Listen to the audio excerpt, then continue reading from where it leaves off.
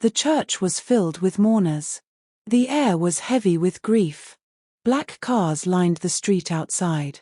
Men and women dressed in black lace and ankara filled every pew, whispering to one another about the tragedy that had shaken the community. In the center of the church lay the casket of Ngozi, a woman many called the angel in human form. Flowers surrounded her coffin, and pictures of her smiling face were placed at the altar. Her colleagues from the bank where she had worked sat together in tears, while her mother sobbed quietly in the front row. Everyone expected a solemn, respectful funeral. But then, something happened that no one in that church would ever forget. As the doors opened wide, all heads turned. Chief Obinna, the husband of the deceased, walked in, but he was not alone. On his arm was a young, beautiful woman, Amarachi, dressed in a tight red gown with glittering jewelry that sparkled under the church lights. Gasps filled the room. Some covered their mouths. Others shook their heads in disbelief. Phones quickly came out as people began recording. Did he really bring his side chick to his wife's funeral? They whispered. Please be part of our community by subscribing. The whispers spread like fire through the crowd. Even the priest looked up from his Bible, his eyes narrowing in disbelief. Chief Obinna, proud and arrogant, adjusted his designer agbada and walked confidently down the aisle, ignoring the murmurs, ignoring the tears of Ngozi's family, ignoring the judgment in the eyes of the people. To him, it didn't matter. Ngozi was gone, and he wanted the world to know who his queen was now. But what Obinna did not know was this: that decision would mark the beginning of his downfall. The disgrace he was about to face would ruin everything he had built, and he would pay dearly for mocking the memory of his late wife. But to understand how it all came to this, we must go back to the beginning. Ngozi had not always been the wife of a wealthy man. Years ago, when Obinna was nothing but a struggling young hustler in Lagos, it was Ngozi who stood by his side.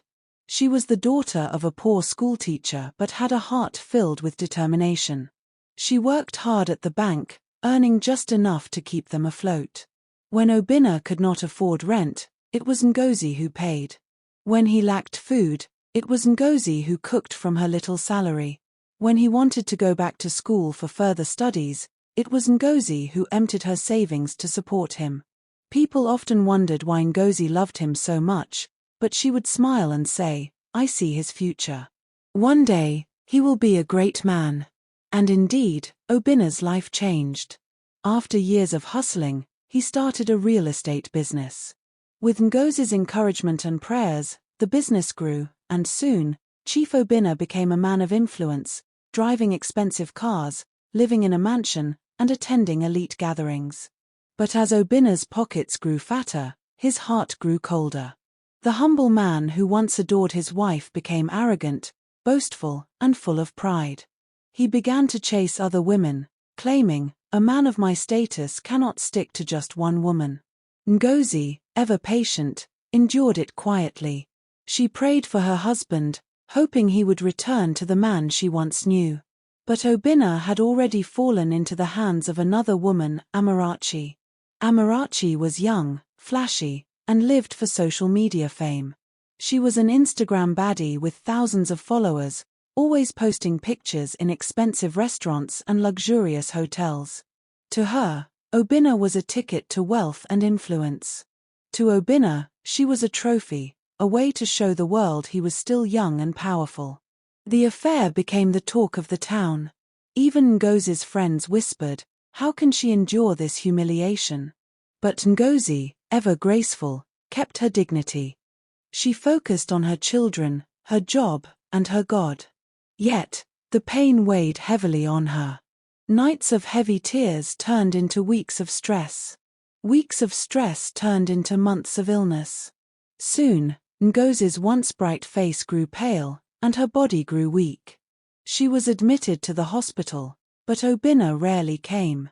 On one occasion when he did, he arrived in his flashy jeep with Amarachi seated comfortably beside him. Nurses shook their heads in disgust. Even the doctors muttered under their breath, "What kind of man brings his side chick to visit his sick wife?" Ngozi, lying in her hospital bed, looked at her husband, her eyes filled with sadness. But she said nothing. She only whispered to herself, "God, fight for me. You are the husband of the widow, the father of the fatherless. If this is my time to leave, let my tears not go unanswered." And not long after, Ngozi breathed her last and died. The city mourned her. Colleagues posted tributes online, calling her a selfless woman who had touched many lives. Friends shared memories of her kindness. Her family wept uncontrollably, devastated by the loss of a woman so full of love and sacrifice. But Obinna did not mourn the way a husband should. To him, Ngozi's death was freedom. Freedom from the wife he no longer respected. Freedom to flaunt Amarachi openly without guilt. So, when the funeral came, instead of humility and remorse, he chose arrogance. He planned the event like a red carpet show, hiring photographers, arranging luxury cars, and even inviting media houses. But the worst of it all, he decided Amarachi would attend by his side, not as a hidden guest, but as the woman of honor. And that was how Obinna walked into his wife's funeral, dragging his side chick behind him. But he did not know, this was just the beginning. Obinna and Amarachi walked slowly down the aisle, the sound of Amarachi's high heels tapping against the marble floor. Every step echoed like thunder in the silent church. She held his arm tightly, her chin raised high, her red lipstick shining under the lights. Obinna ignored the stares. He believed people would understand that he had moved on. But the truth? Every single person in that hall was boiling with disgust. Ngozi's mother, Mama Grace, nearly fainted when she saw them. Her hands trembled as she clutched the chair in front of her. Chinik, what is this disgrace?" she cried out, her voice trembling. Her wailing broke the silence. The choir stopped singing, the priest paused, and suddenly the church was filled with whispers louder than before. Some said, "This is abomination." Others shook their heads, muttering, "God forbid. Even animals show respect for the dead." Obinna, still puffing his chest, walked to the front row reserved for family. Without shame, he pulled out a chair and made Amarachi sit beside him in the very seat Ngozi should have occupied if she had been alive. Ngozi's younger brother, Chaik, could no longer hold back. He stood up, his tall figure shaking with rage. "Chief Obinna," he shouted, his voice echoing through the microphone left on the podium. "How dare you? How dare you bring your harlot to my sister's funeral?" Gasps filled the room again. All eyes darted between Chaik and Obinna. But Obinna only smirked. "Young man, mind your tongue," he said arrogantly, his gold wristwatch flashing as he raised his hand. "This is my wife's funeral. I have every right to decide who sits beside me." Chaik's fists clenched. "Your wife? You dare call her your wife after disgracing her in life and in death? God will judge you." Amarachi rolled her eyes and crossed her legs, whispering loudly enough for people around her to hear, "These people don't know class. Let them talk."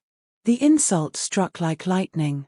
Even those who had tried to remain calm began murmuring angrily. Ngozi's colleagues shook their heads, whispering, "How did such a good woman end up with such a wicked man?" The priest, Father Benedict, tried to restore order. He stepped forward, his voice stern. "Chief Obinna, today is not about you. Today is about honoring the life of Ngozi, your wife. Please, let us not desecrate this holy gathering with pride." But Obinna, filled with arrogance, waved his hand dismissively. "Father, I appreciate your concern, but you of all people should understand. Life goes on. Ngozi is dead and gone. I cannot cry forever." That was the breaking point. Mama Grace wailed louder, collapsing to the ground. Women rushed to help her as she beat her chest, crying, "My daughter, even in death, he mocks you." Chaik could no longer contain himself. He marched down the aisle, straight to Obinna. In one swift motion, he grabbed Obinna by the collar. The crowd erupted in chaos. Some tried to hold him back, others shouted, "Leave him! Teach him a lesson!" Amarachi screamed, clutching her handbag like someone about to be robbed. "Security! Somebody stop this madman!" she yelled. But before anyone could react, Chaik shouted into Obinna's face, "My sister labored for you. She fed you when you were hungry. She clothed you when you were naked. And this is how you repay her? By bringing shame to her funeral." Tears streamed down his face, but Obinna only sneered. "Remove your hands from me before you regret it." The ushers rushed forward, pulling Chaik back before the fight turned bloody. But the damage was already done. The people had seen the arrogance. They had seen the disrespect. Phones kept recording. Videos of the disgraceful scene spread instantly on social media. By the time the coffin was carried out of the church, hashtags like #disgracefulhusband and #justiceforngozi were already trending online. Outside the church, things grew worse.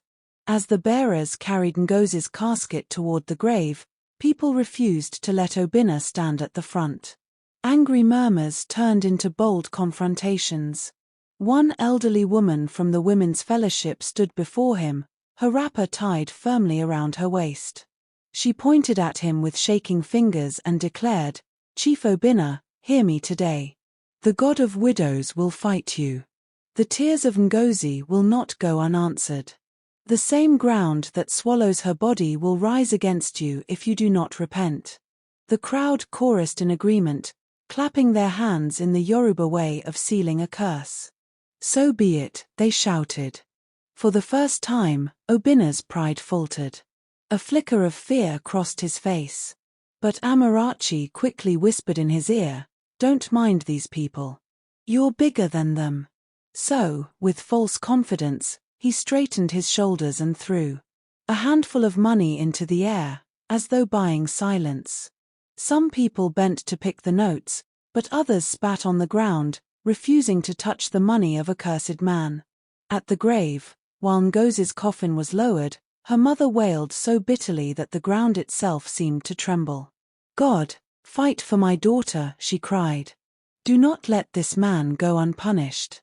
Obinna stood there with Amarachi holding his arm, pretending not to care. But deep inside, he could feel the eyes of judgment all around him. And indeed, judgment was coming. What Obinna didn't know was that the disgrace at the funeral was only the beginning. By the time the dust settled on Ngozi's grave, something strange began to happen. Watch part 2 now.